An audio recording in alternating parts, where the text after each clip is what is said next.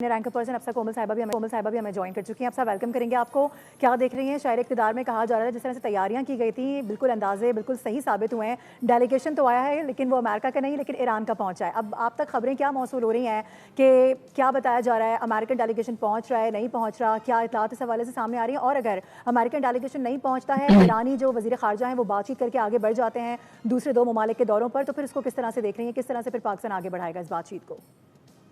बहुत शुक्रिया Marukh. I think जो ईरानी फॉरेन मिनिस्टर का दौरा है उसको एक प्री डायलॉग या फिर एक इन जनरल अपने ईरान खुद तो उसको ये कह रहा है कि दोस्त ममालिक को एतमाद में ले रहे हैं इस तमाम सिलसिले में।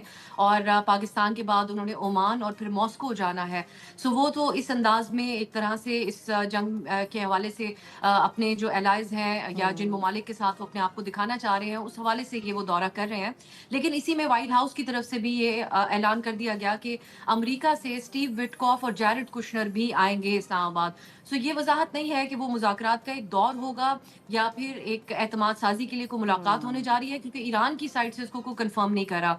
मारूफ, यहाँ पे ये भी देखने की जरूरत है कि स्टीव विटकॉफ और जैरेड कुशनर ये दो वो शख्सियात है जिनके ऊपर पहले भी ईरान अदम एतमाद का इजहार कर चुका है, क्योंकि ओमान की सालसी में से पहले जो मुज़ाकरात हो रहे थे उसमें भी ये दोनों शामिल थे। और उसके बाद इस्लामाबाद में मुज़ाकरात का जो पहला दौर होना था उसमें जेडी वैंस के साथ जब इन दो जेडी वैंस का नाम जब अनाउंस हुआ तो ये कहा जा रहा था कि ये ईरान की तरफ से ये मुतालबा किया गया था कि इसको लीड जो है वो जेडी वैंस करे। तो वो एक हमें जो है वो इस तरह के शख्सियत नजर आते थे जिनके ऊपर जिनके हवाले से ईरान जो है उनको एतराज नहीं था। लेकिन यहाँ पर अब इसके तरह तरह के आपको मालूम है कि तज्जिए भी किए जाते हैं कि जिस डेलीगेशन का नाम अनाउंस हो कि क्या इन दोनों को भेजा जाएगा। और कोई अंदर खाने इस तरह की बात हो रही है कि उसके बाद एक फाइनल अग्रीमेंट के हवाले से फिर सदर ट्रंप आए और उसके लिए फिर जेडी वैंस की जरूरत नहीं है। लेकिन ये तमाम चीजें अब हमें बिल्कुल अनक्लियर नजर आती हैं, क्योंकि ईरान की तरफ से अमेरिका के ऊपर सख्त एतमाद का फुकदान है जो कि बढ़ता गया है। कल आपने पीट हेगसेथ की प्रेस कॉन्फ्रेंस भी देखी होगी, जो पोस्चरिंग है एग्जैक्टली। वो दोनों तरफ से बड़ी सख्त है। ईरान भी कहता है हम मुकाबला करेंगे। अब नाए हुर्मुज में अभी तक जो है वो दोनों तरफ हमें बिल्कुल एक आमने नजर नहीं आया है जो इंडिकेट करता कि दोनों मुज़ाकरात के लिए संजीदगी से बैठ रहे हैं। हमें ये देखना होगा कि ओमान और तो रशिया से क्या किस किस्म की प्रेस रिलीजेस आती हैं इनके विजिट के बाद, और वो फिर इंडिकेट करेगा कि ईरान क्या अभी मुज़ाकरात की मेज पर बैठने के लिए तैयार है या नहीं। लेकिन इससे पहले जो आप बात कर रही थी वो ये नजर आता है कि दोनों ममालिक इस जंग को प्रोलॉन्ग करने के मुतहमिल भी नहीं हो सकते हैं। इकोनॉमी वाइज ईरान को जो नेवल ब्लॉकेड है, अमेरिका ये दावा करता है कि उन्होंने उनको बहुत बड़ा नुकसान किया है। और उसका कितनी देर तक ईरान मुतहमिल हो सकता है अपनी एक इंतहाई फ्रेजाइल इकोनॉमी के साथ। और खुद अमेरिका के लिए ये जंग सदर ट्रंप के लिए दर्द सर बनी हुई है, न सिर्फ डोमेस्टिकली उनके इत्तेहादियों के हाथों भी, इंटरनल नेटो प्रेशर। इत्तेहादी हो या अरब इत्तेहादी हो। सो ये हमें देखना होगा कि जंग तो किसी मसले का हल नहीं, जंग इटसेल्फ एक मसला है।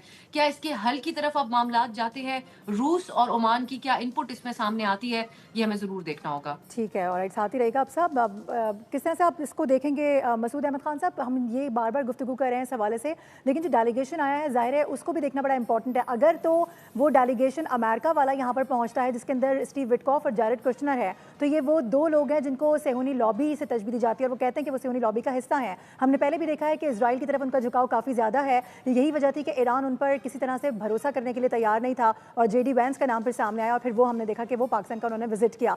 तो इस दौरे के अंदर अगर वो नहीं मौजूद होते, यही दोनों शख्सियात होती हैं, तो फिर ईरान के कंसर्न्स दोबारा से बढ़ जाएंगे। नहीं, मेरे ख्याल में लाइकली ये होगा। अगर देखें कि जो जेरेड कुशनर और जो आते हैं स्टीव विटकॉफ, तो उस दौरान में हो सकते हैं इनिशियल जो टेक्निकल स्टाफ तो यहाँ पीछे इस्लामाबाद में था, तो इन्होंने ऑलरेडी आपस में कोई ना कोई अंडरस्टैंडिंग की है होगी। और ऊपर से ये भी देखें कि पाकिस्तान बैक चैनल पाकिस्तान तो they are constantly in touch with both countries. हमने तो वो बंद नहीं किए थे बैकडोर चैनल जितने थे, तो वो कम्युनिकेशन तो आपस में जारी थी। तो जो भी एक्टिविटी हो रही, मेरा जो ज़ाती तौर पर मानना है कि तमाम ये ऑन बोर्ड हैं। और स्पेशली जो अब आके जिस तरीके से आए हैं, तो आप समझ लीजिए जैसे कॉन्फिडेंस बिल्डिंग मेयर है, गुडविल जेस्चर है। जिस तरह मैंने पहले बताया था, कुछ ऐसे इंडिकेशन बाकियों ने भी दी थी। अब यहाँ आके हो सकता है अब वो अपने कंसर्न्स भी बता देंगे। और स्पेशली जब लास्ट टाइम प्रेसिडेंट ट्रंप ने कहा था आप एक यूनिफाइड रिस्पांस लेके आए हैं, क्योंकि वो समझते हैं कि ईरान के अंदर डिवीजन है, पावर सेंटर्स डिफरेंट हैं। तो दैट्स वाई मेरा ख्याल में ये अपने वो लेके आए हैं पॉइंट्स की ये चीज़ें हम चाहते हैं इस पर मज़ीद बातचीत हो।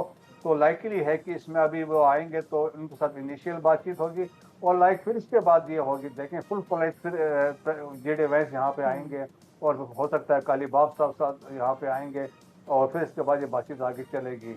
लेकिन ये है कि जो ट्रस्ट डेफिसिट तो जो था, अब ये कुछ ना कुछ कंस्ट्रक्टिव जो का ट्रस्ट बिल्डिंग कुछ मेयर लिए जा रहे हैं, तो मेरे ख्याल में अच्छा है। और बट रियलाइजेशन दोनों तरफ से है, दोनों के अपनी लिए सर्वाइवल के पॉइंट ऑफ व्यू से बहुत इंपॉर्टेंट है कि एक ऐसा एक्सेप्टेबल एग्रीमेंट दोनों को हो जो सबके लिए काबिल कबूल हो, not only for America and Iran, it is also included GCC countries. सही। अब सर ट्रस्ट डेफिसिट को किस तरह से दूर किया जा सकता है? जो कंसर्न्स शो किए जा रहे हैं ईरान की जानिब से, उस पर किस तरह से बात हो सकती है? कौन कौन से ऐसे ममालिक हैं जो कि इंटरवीन कर सकते हैं? क्योंकि ऑलरेडी पाकिस्तान तो कर रहा है, लेकिन गुज़िश्ता रोज़ भी हमने देखा मुख्तलिफ ममालिक से जो बयान जो स्टेटमेंट सामने आ रहे होते हैं, उसमें कहा जाता है कि सिर्फ पाकिस्तान काफ़ी नहीं है और ख़ित्ते के दूसरे ममालिक को भी आगे आना होगा, जब भी जाके ये मसला सॉल्व होगा, क्योंकि ये मामला काफ़ी आगे बढ़ चुका है। देखिए, ट्रस्ट डेफिसिट को खत्म करने के लिए सबसे पहले सदर ट्रंप के बयानात के सिलसिले को रोकना होगा। और हमें अब पॉइंट 1 के ऊपर भी अगर बात करनी है बुनियादी तौर पर कि ये दोनों मुल्क साथ बैठ सकते हैं, उसमें ये एक बड़ी रुकावट हमें नजर आ रही है, क्योंकि सदर ट्रंप जो है वो जिस किस्म के बयानात दे रहे हैं उससे लगता ये है कि वो ये तासुर देने की कोशिश कर रहे हैं कि ईरानी शिकस्त खा गए हैं और अब हमारे साथ मुज़ाकरात की मेज पर बैठ रहे हैं। कल भी आपने देखा होगा कि लैंग्वेज यही इस्तेमाल की गई कि ईरान की तरफ से कहा गया कि आप बैठिए हमारे साथ मुज़ाकरात के लिए। दूसरी तरफ ईरान ये बात मानने को बिल्कुल तैयार नहीं है। खबरें इस किस्म की भी रही जिसको डिनाई करते हैं ऑब्वियसली ईरानी इंतजामिया कि उनके यहाँ तकसीम है, तकसीम नहीं लेकिन जज्बात तो जरूर होंगे, क्योंकि जिस तरीके से उन्होंने मुकाबला किया उनके अवाम बहुत चार्ज्ड अप हो गए और जिस तरीके से उन्होंने इस जंग में सबसे पहले इब्तदाई तौर पर ही अपने सुप्रीम लीडर की कुर्बानी दी और उसके बाद उनकी जो क़यादत है उसके सीनियर लोगों को शहीद किया गया। सो आई थिंक वहाँ पर गमो गुस्सा है और वहाँ पर एक ये दोनों में ईगो क्लैश भी है और इस चीज़ का मुतालबा बार बार किया गया ईरान की तरफ से कि सदर ट्रंप के इन बयानात के सिलसिले को रोका जाए। तो ये तो वाज़ेह बात है कि दोनों ममालिक चाह रहे हैं कि मुज़ाकरात हो। अमरीका तो जेडी वैंस का अनाउंस भी कर चुके थे सदर ट्रंप के, वो निकल आए हैं पिछले बार जो मुज़ाकरात का दौर था।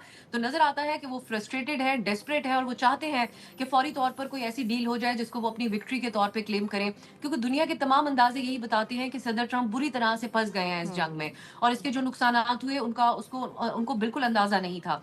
सो अब ऐसा ही नजर आ रहा है हमें कि चाहते तो हैं, लेकिन अगर सदर ट्रंप का सिलसिला रुके तो उससे एतमाद साजी का थोड़ा बहुत माहौल बन सकता है, क्योंकि खबरों की हद तक तो यही बातें हैं कि जो मॉडरेट क़यादत है वो चाहती है कि ईरान को उससे सैंक्शंस लिफ्ट हों, इकोनॉमिक रिलीफ मिले और मुल्क जो है वो नॉर्मल सी की तरफ जाए।